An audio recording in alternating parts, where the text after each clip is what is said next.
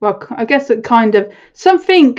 There was something about him, like in the early stages, that did make me wonder. But I thought I was overthinking about when he started. He was joking about narcissists and him being one, and it's just like the way he said it. Like it was kind of like a bad joke that. Yeah, well, he is a narcissist, as we've come to figure out. Exactly, but it was what got me was the way he was saying it, and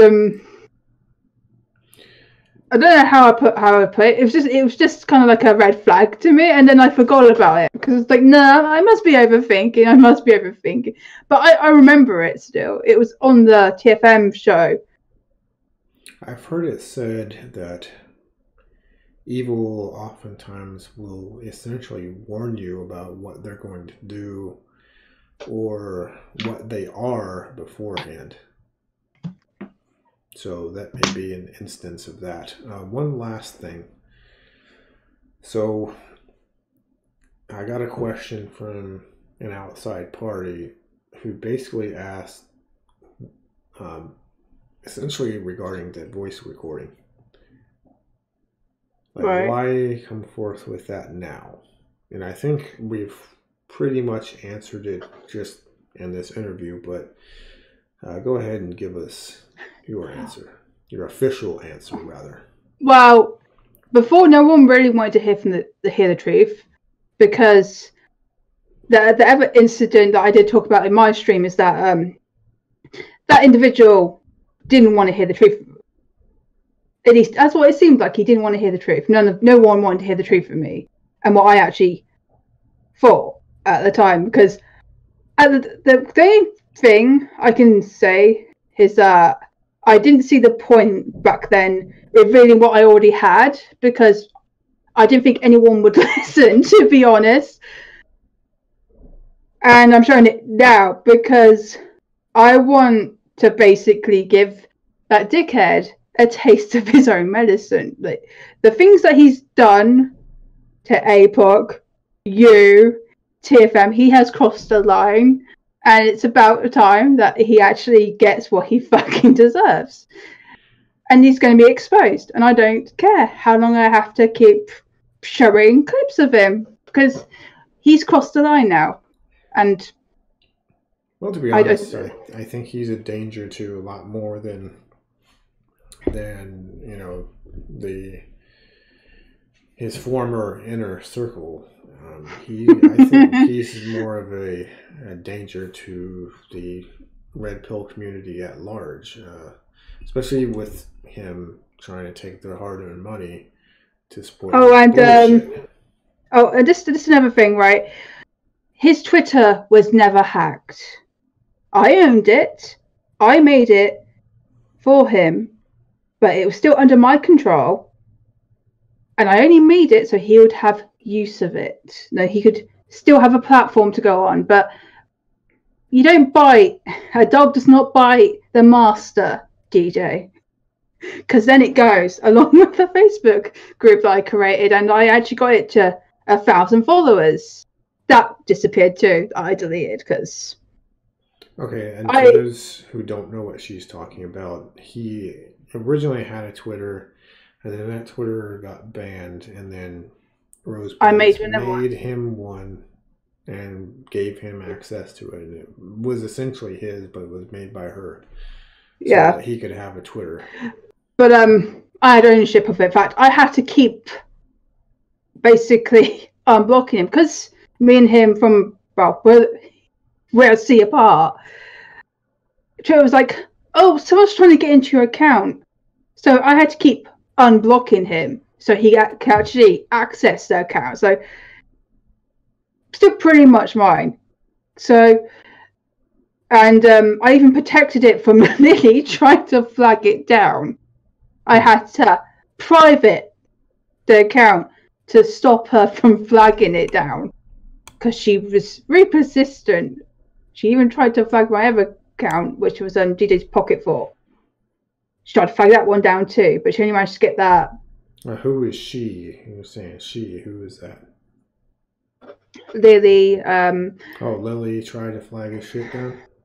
Yeah, I know it's her. Okay. Speaking of Lily, tell us, you might know a little bit more about her than the rest of us. Tell us about Lily.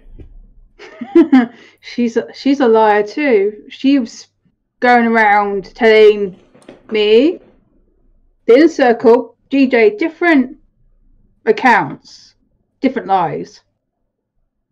So she told me that she was talking to Guardian. That's not what she told DJ. So DJ asked for my conversation with her, the entire thread. So I gave him the entire thread because I had nothing to hide. So I just gave him everything. Like, there you go. And he could see that she was telling me different things that she was telling him. It's really hard to actually realize that DJ's a man when he's so feminine. I might have to start calling him she now. Anyway, I am curious if he was trying to pit me and her against each other, because our initial first conversation, she just completely ignored me. Like I wasn't even there, which led you and the other circle to ask me what was going on, because she was acting like me and her already had beef when we didn't know each other. Well, I will say this. One of the things he asked us is not to promote any competition between you two for some reason. And us knowing about Bobby Boy and his propensities, there's no telling what he told her about you, about anybody else. So yeah, but he said that, but that's not how he acted. Like, he gave me a lot of praise, probably more praise than her. Although I was actually doing her work for her. She was actually meant to be getting interviews for him, and she didn't. I was doing it all. And again, barely got any credit for it. But when I did, Lily always was around to hear it. Funny that, isn't it? Hilarious. So, yeah, he said that, but he was pretty much, at least in my opinion, trying to pit me and her against each other, which is funny. Interesting. Really. Yeah, from my understanding, he had these little behind-the-scenes dealings with you guys.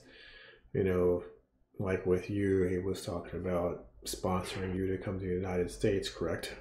Right, which was meant to be a secret, but then you would have to ask everybody, why did everyone already know about it? Because I remember a specific conversation where everybody already knew in the voice chat on his server in general.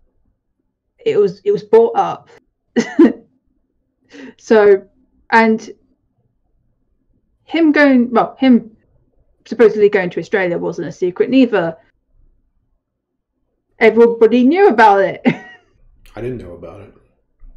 It was mentioned at least once in the general voice chat.